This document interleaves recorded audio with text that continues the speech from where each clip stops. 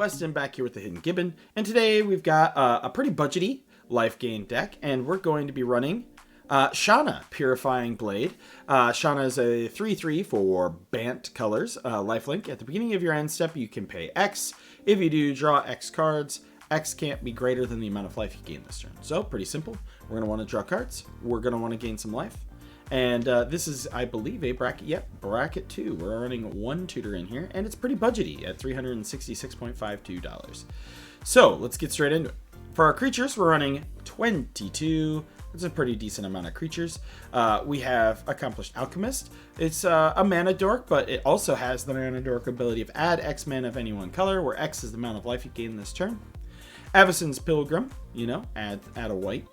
I don't like how the Plains mana symbol is offset in the digital image. It's kind of funny.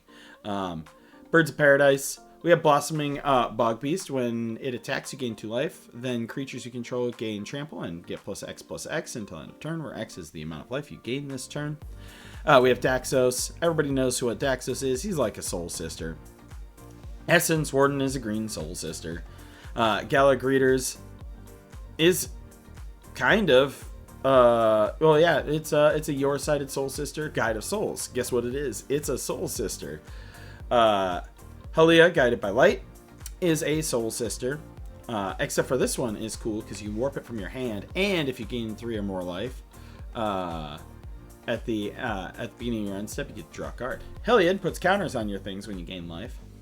Horizon Chimera. I really like the art on this card. Is a 3/2 for 2 colorless, or sorry, 2 generic and Simic. Flash, Flying, Trample. Whenever you draw a card, you gain a life, which is pretty nice. Lathiel, it gets counters on things when you gain life. Noble Hierarch. Prosperous Innkeeper. You create a treasure when it enters, and then it's also a one-sided Soul Sister. Rock's Faithbender, if you gain life, gain twice that much life instead. Soul's Attendant, you guessed what it is. It's a Soul Sister. Soul Warden, Soul Sister. Starfield Shepherd, when this creature enters, search your library for a basic Plains card or a creature card with mana value 1 or less. Reveal it, put it in your hand. It also has Warp. Tatiova lets you gain some life when you do landfall stuff. Trelasara, Moon Dancer. Looks like she's a drow. Whenever you gain life, put a 1/1 counter on it. Valkyrie Harbinger, at the beginning of each end step, if you gain 4 more life, you put an angel into play. And Voice of the Blessed. Whenever you gain life, put a 1/1 counter on this creature. As long as this creature has 4 or more 1/1 counters on it, it has Flying and Vigilance. As long as this creature has 10 or more counters on it, it has Indestructible. For our sorceries, we're running Cultivate to get us some basics. Farewell, Fumigate are our removal package, and then Savine's Reclamation to get some stuff back, because people are going to blow your stuff up. For instance, we're running Union of the Third Path, draw a card, then you gain life equal to the number of cards in your hand. Absorb, counter a spell, draw a card. We have Pungify, Beast Within, Swords to Plowshares, Path to Exile, and Generous Gift, all for removal. Heroic Intervention. Permanents you control are Indestructible and Hexproof until end of turn. And Sphinx's Revelation. We also have Cosmic Rebirth, which lets you get a card back and gains life. For our artifacts, we have All Hammeret's Archive. If you gain life, gain twice that much life. If you draw a card, except for the first one, you draw twice that many. For our mana rocks, we're running Arcane Signet, Prismine Talisman, Soul Ring, the Wind Crystal, and Great Henge are utility mana rocks. This one lets you gain life and also puts 1/1 counters on things. This one lets you gain twice that much life. We've got Ivory Tower in here, so we can sit in our Ivory Tower. Cosmos Elixir, and Fountain of Renewal, and then Book of Exalted Deeds. For enchantments, because you can't have these colors without enchantments, it's going to be predominantly protection and then ways to gain life.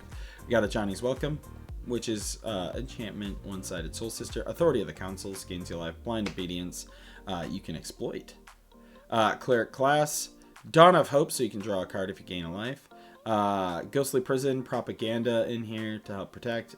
Griffin Airy, Leyline of Hope, lets you gain more life when you gain life. Mirari's Wake, Shield of the Oversoul. I really like Shield of the Oversoul a lot. What I used to do is I'd play Naya Hushblade in Alara, and then put this on it, which would then give Naya Hushblade a Shroud. Skrelv's Hive gives you a little dorky dude, which will gain you a bunch of life. Same with Squirrel Nest, same with Tarmogoyf Nest. Oh, how the mighty have fallen. Good old Tarmogoyf, now a token. Wizard class. And then for our lands, hey look, I'm running basics in this deck too. We did it, friends. We passed the minimum bar of intelligence. We're running the bounce lands. We're running the shock lands in here. Even with the Shocklands and the we're coming in at 366. I feel like that's pretty appropriate. We got Radiant Fountain, Hall of Heliod's Generosity. I really like Avendo, so we're running it. I mean, and you should have enough life to be stable enough to be able to do Avendo. We also have Castle Ardenvale. Yeah. So. The only difference is I could probably drop 2 and 1 and put in 3 forests, but I don't think it's super necessary. Yeah, let me know what you think in the comments down below. It's just a little budgety life gain Bant deck. But as always, I'm Weston with the Hidden Gibbon, and I hope you all have a wonderful day.